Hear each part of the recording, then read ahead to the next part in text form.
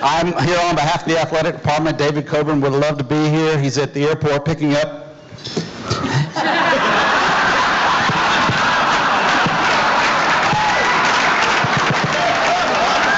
Sorry. We're not going to be down too long, Coach.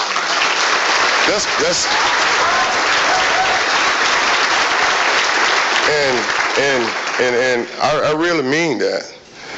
We're going to be back. We're going to be back, Coach. We're going to make you proud. And Coach, I want to let you know I'm not going to flinch, not one little bit. I'm going to go 100 miles per hour. Doing what you taught me to do, Coach Gladden and Coach Andrews. Coach, I'm going to tell you this. We were playing Clemson. I don't know if you remember. And I heard somebody say, Odell. And I turned around. That was my father. I haven't seen 24 years, and I introduced him to you. And you know what you did? Never heard a word, never seen him, and you invited him down. Haven't seen him for 24 years, and you invited him down on the sidelines, hugged his neck, he started tearing up. Say, Coach, thank you for taking care of my son. And I appreciate you. It's a lot of times people don't know what these kids are doing and where they come from.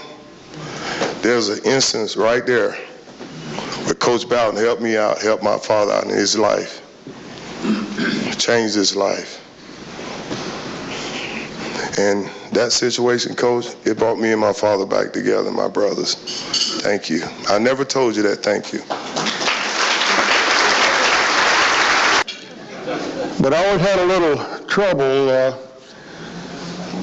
getting out exactly what I wanted to say. Sometimes the devil would grab my tongue and he would start yanking on it.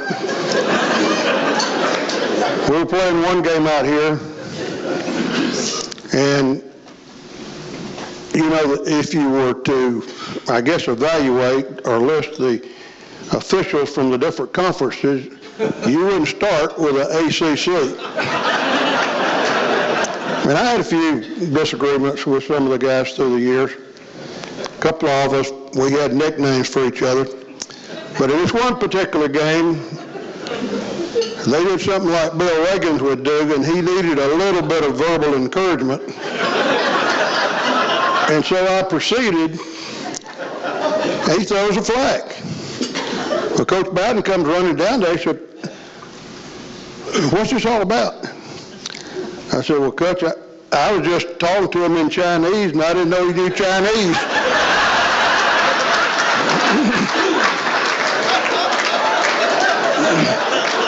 Coach Bowden gave us strength.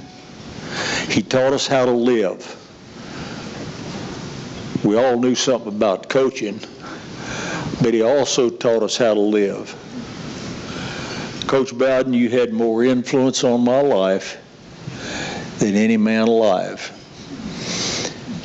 You had more influence on hundreds, profound influence on hundreds of fans, players, and coaches alike. And again, there's nothing that hadn't been said tonight, but you definitely are a child of the King. And when you stand before our Lord, he will say, well done, my good and faithful servant. Amen. Happy birthday. When I was at West Virginia, I was a GA, and I've learned real fast about being a GA with Coach Bowden and about putting things in perspective. We got beat in a game up at West Virginia one afternoon, and at the games up there, we'd always go over to Coach Bowden's house, and Ann would have a potluck dinner for us every Saturday night. So anyway, we got beat, and so I was a GA, I was a low man on the totem pole. So anyway, the other coaches said, we ain't going no bad tonight now. There ain't no way I'm going over here tonight. Well, anyway, Coach Bowden comes in, and so they said, hey, you the low man on the totem pole, you go over and ask him about going tonight. So I said, Coach Bowden, I said, we still going to have that potluck dinner tonight? He jumped up out of his seat. He said, you think I'm going to get my ass beat and go hungry too?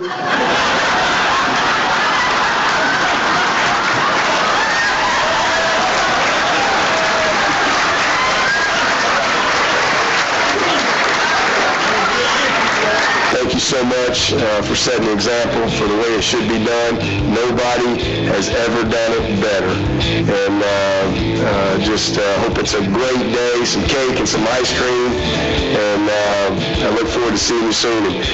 I got this picture right here hanging in my wall. It's one of my prized possessions right there. It was a great moment for me, and something I'll never forget. But thank you, and I hope it's a great birthday. How y'all think I feel? I mean, we're right here with a great, wonderful Seminole football group. I'm trying to follow Odell, who's, what a wonderful Seminole, and you got the others that are just Mickey and Charlie Barnes and Rob Wilson. Makes me feel like Liz Taylor's 8th husband on honeymoon night.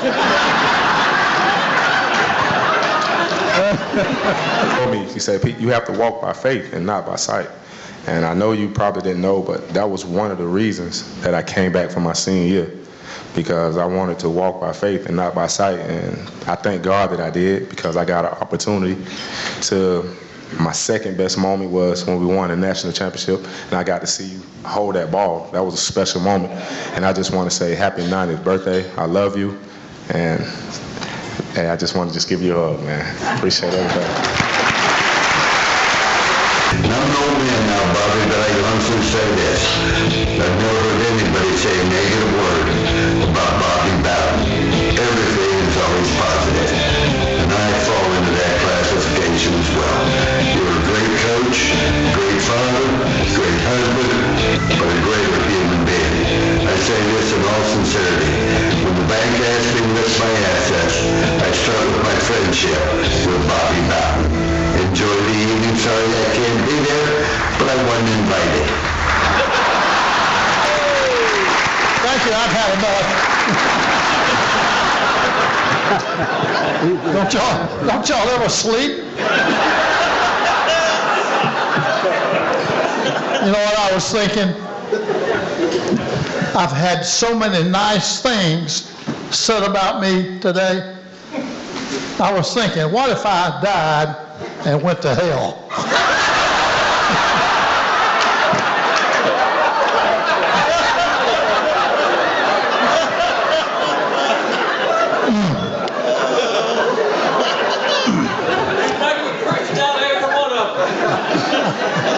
Back in 1982, it was in December.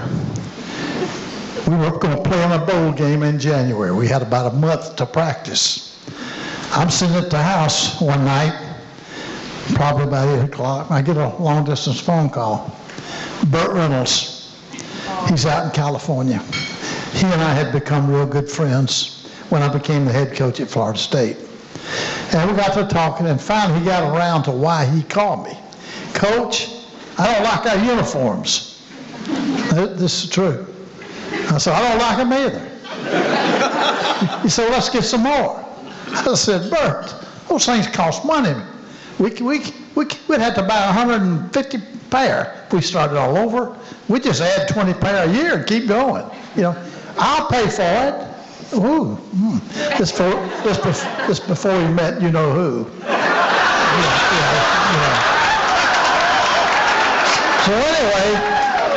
So anyway, I go see our athletic director, Hootie Ingram. Hootie, can a booster buy our uniforms? Oh yeah, it's okay. So I called Bert up and said, Bert, you can do it. So he did. So he and I designed our uniform. We called about the gold pants, let's get gold pants. We called about the garnet jerseys trimmed in white and garnet. And then we came up with a gold helmet with a spear on it, you know. A lot of that was his thinking and mine. And so anyway, we got the new uniforms. Okay, now we'll go to 1988. Same situation. We're playing in a bowl. December, I got a month to practice. I get that long distance phone call. Bobby, this is Burt. And we got talking, let's get some new uniforms. I said, Burt, I like the ones we got. We hit the field nowadays, everybody knows who that is. That's Florida State. You know, he said, well, let's get some white ones. Now, he wanted white ones because that's what he wore when he played at Florida State. They wore white, you know. And so anyway, he's going to pay for it. Okay, so we buy a brand new white uniform, you know. And we wore them in several of our ball games after that. Then let's go to 2006. We're playing Alabama in Jacksonville, Florida. Burt many times would come to a Florida State game. He'd fly into Tallahassee. He'd come by my office. Sue would let him in there. We'd lock the door where all the gals couldn't get in there. And he and I'd sit and talk and joke. Now, Burt, as you saw him in a movie, that's him. I mean, he just acted himself, boy. You know, not many people enjoyed life more than he did. But he'd come in my office, we'd sit and shoot the bull. And but before that, he had said again when he called me in 2006, Coach, let's get some more uniforms. Burt, we don't need any more dead uniforms. Man, we got white, we got black, we got gold, we got garnet. We got every color you got. We don't need any more. He said, well, I want to do something for the boys. I'm going to send you $50,000. And whatever your boys need the most, I want you to get it for them. I said, okay. So he sends me $50,000. All right, then now we go to the ball game. He flies into Jacksonville, comes by. I take him down to the middle of the field. Can't let him get outside the fence side. They'll eat him up. You know, he'll be signing autographs all day. Can't watch a game. So we're out in the middle of the field. And what he wants to do is look at our boys and see what he bought them. You know, so he's standing there. We're sitting there talking. And one of our players runs by. He says, oh, did you get those new helmets? You get them new helmets? No, same old helmets we've worn.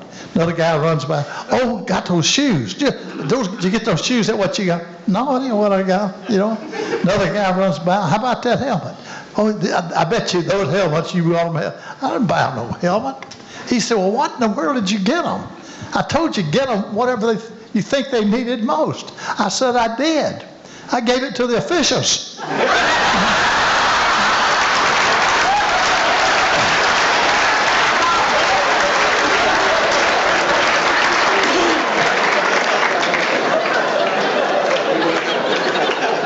I told that in Birmingham with Saban when he got a Coach of the Year award up in Birmingham. One of my favorite stories about Burt Reynolds, though, my favorite.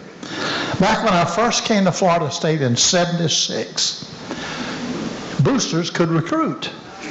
Alumni could recruit. Nowadays, nobody can do anything, man. It's illegal. Oh, man, the coaches, you can't use any help. But back then, I could take Burt Reynolds with me, you know. We'd go visit. So this is probably about 1978 or something like that. And I was trying to recruit this football player up in Ohio. Great back. And so I called Burt, hey Burt, how about going up to Ohio with me? We'll fly up and recruit this boy. It's just him and his mother. He doesn't have a dad, so it's just those two. While I work on the boy. You talk.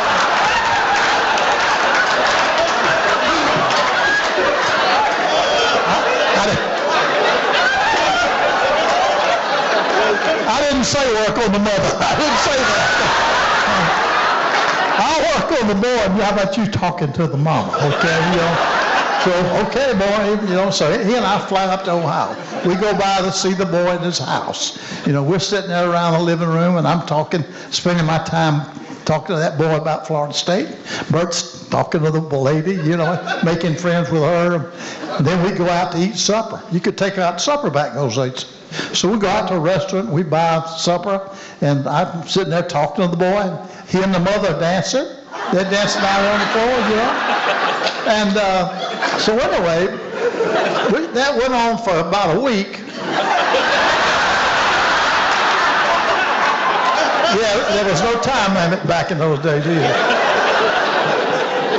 But to make the story short, we ended up losing that boy. He went to Notre Dame. Mother came to Florida State.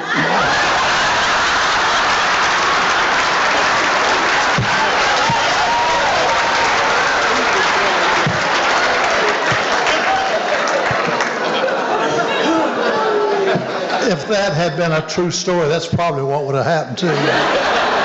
But anyway, it's I love old Burt. He invited Ann and I and Sue down to his birthday on his 80th birthday, and we had a chance, a nice visit with him. And 2 years later, he dies, and I miss him. I really miss him. Rick Bronner, I know they introduced stand-up in just a minute. The Bowden Dynasty film, I don't know if you've seen it or not, but this is a guy, the producer was John Corey, who went to Florida State, but he was a fraternity brother with Rick. Rick's the one that paid for that dadgum thing. But anyway, Rick, I want to appreciate you doing that, yeah? Appreciate you doing that. Thank you. Oh, I was going to tell you how I got introduced to Florida State. Ann and I, I always coached. I played small college. I went to Alabama when I finished high school. But back in those days, if you were married, you couldn't have a scholarship.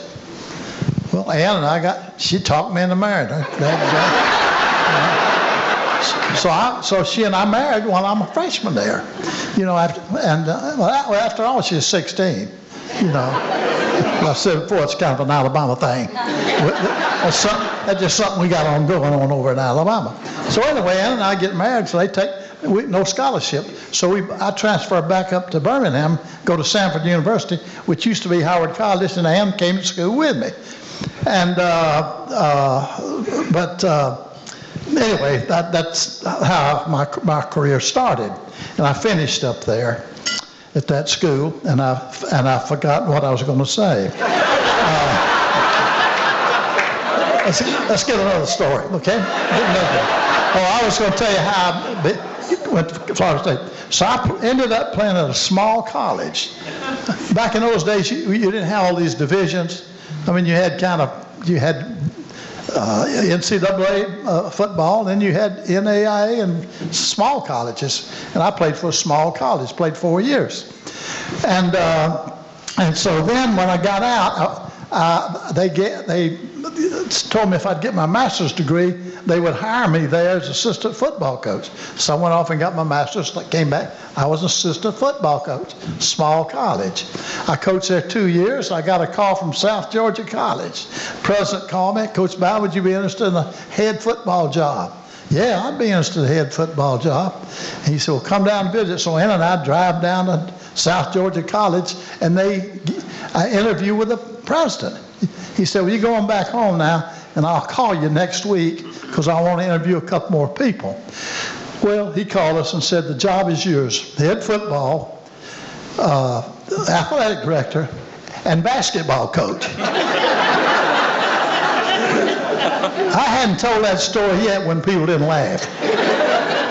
Everybody's laughing at about basketball. I had no business coaching basketball, and didn't play it, and didn't know anything about it really. And so I coached my first year there. I coached basketball, and we didn't do too good. I don't think 11-11 is that bad myself. We lost 11 on the road. We lost 11 at home. But anyway, I was the AD, so I fired me and hired Vince Gibson. Y'all remember Vince? He played guard at Florida State University. But anyway, what in the world was I going to talk? I know it. So anyway, Ann and I, everywhere I coached, it was a small college. Because after I went to South Georgia College, then I became head coach at Samford University, which was, 2,000 students, a small school. And then I got to talking. I had applied for a couple of big-time jobs and couldn't get anywhere. So then I kind of felt like we need to get into a bigger school. We need to get into a 1A school, And so, we'll do that. Now, in 1962, we had a real good year up there at Samford. I was at Samford. They had the Atlanta Quarterback Club, like you got to Tallahassee quarterback. Now, back then, the Atlanta Quarterback Club was one of the most prestigious clubs in the country, one of the biggest and most prestigious, And so the Atlanta Quarterback Club at the end of the year, just like this, they would have their final banquet. They'd bring in a great speaker, and then they would invite all of the head football coaches out in the South, the major college coaches, not small college coaches, So they had about 17 or 18 big-time coaches up there visiting. They didn't invite small college coaches. But guess who gets invited? I get invited. Well, the question is, why would they invite you? I thought you said they wasn't. And the reason was the president of the Atlanta Touchdown Club went to my school. And he wanted his coach there. And he got permission for me to go. So I go to Atlanta at the quarterback club. And we're sitting up at a table just like this. Then there was a head table behind us where the speaker sat. With all these head coaches. Coach from Alabama, coach from Auburn, coach from Georgia, Georgia Tech, Florida, Miami, Mississippi State, Tennessee, from Texas, man. All those big-time coaches and me. Everybody wondered, who in the heck is that guy? Who let him in here, But here's where fate plays a role. Guess who they set me next to? Bill Peterson. You ever heard of him? He was the head coach where? Florida State. And I'd never met Bill Peterson, didn't know him, and didn't know much about Florida State. And so I'm sitting by Coach Peterson, and we get to talking, and he says, hey, look, I'm looking for a coach. I lost an assistant coach. Would you be interested in coming to Florida State? I said, well, I might. He said, well, come down for a visit. So that next Saturday, Monday, you and I drove down to Tallahassee, got interviewed, and they hired me as assistant coach. No title whatsoever. Now, I had been a head coach all my life, and I want to take an assistant job at Florida State University. And I went down there, we stayed 3 years as assistant, Then I went to West Virginia as an assistant. Then I became the head football coach. Then Florida State called me back, to be the head coach at Florida State. But I thought that'd be kind of interesting. If you wonder how I ever ran into Florida State University, it's because if the president of the club hadn't have gone to Florida, Samford, I'd have never got invited. Look, then I might have never met Bill Peterson, and I might never have come to Florida State. But hey, God works pretty good, doesn't he? God works pretty good.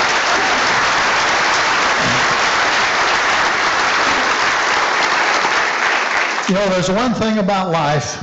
When you get my age, I remember I heard Billy Graham say this one time.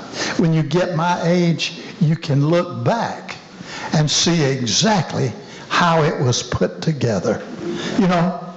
It's a lot easier to look back than it is forward. When I was young, I didn't know where I was going, But jobs just kept. Do you know I got 6 jobs in 57 years? I had 6 different jobs. Do you know I didn't apply for one of them? They called me. Coach, would you be interested? Yes, I'd be interested. Well, come on down for an interview. And they gave me the job. But I never applied. But what I'm saying, you can look back, as you get older like me, you look back and see exactly how your life was put together. I put up with her for 70 dadgum years. 70 doggone years. Maybe it was the other way around, wasn't it? Oh, boy. Well, I'm not going to talk a whole lot longer because y'all talked a long time. But just a couple. One thing I've usually mentioned when I speak, does football and baseball and basketball and do they have a value to the university? Does the university really need them? Just think about this. Does the university really need football? Bernie Sliger, who was the president when I came here, he and I used to go all over the state of Florida with Charlie. Me and Charlie and Sliger and Ann, we'd go to all these different towns, and Sliger would speak. I'd speak, Sliger would speak, Charlie would introduce everybody. But Sliger made this statement. He was talking about the value of football. The first year I came to Florida State, they'd won 3 games in 4 years. 3 games in 4 years. Went 0-11 one time. You know what? And so I come in and I coach. And my first year I had a losing year. We were 5-6. And so the point I was bringing out, we couldn't fill our enrollment. We couldn't even fill all of our dorms. If we had space for 2,500 freshmen, we'd be lucky if we got 2. We couldn't fill the dorms. Now take that. This is what Dr. Sliger said, talking to our alumni. Now take that 4 years later. We're undefeated. We play on national television about 3 times. We play in our first major bowl game. You know what? And have a great year. And you know what? You know what happened to our enrollment that next year? If we had 2,500 openings, we had over 5,000 applicants. Now, what's the advantage of that? Pick out the best students. Pick out the best students. Your GPA goes up, up, up. That's how valuable baseball, basketball, and football and the girls' sports can become to a university. Listen, I could go on and on, but I can't hardly keep myself awake. I don't know how y'all are. But thank you for everything. I really appreciate that. I can't believe I'm turning that gum 90. But anyway, hey, don't tell me too quick. I've still got 4 days. I got 4 more days. Well, thank you very much, and God bless all of you.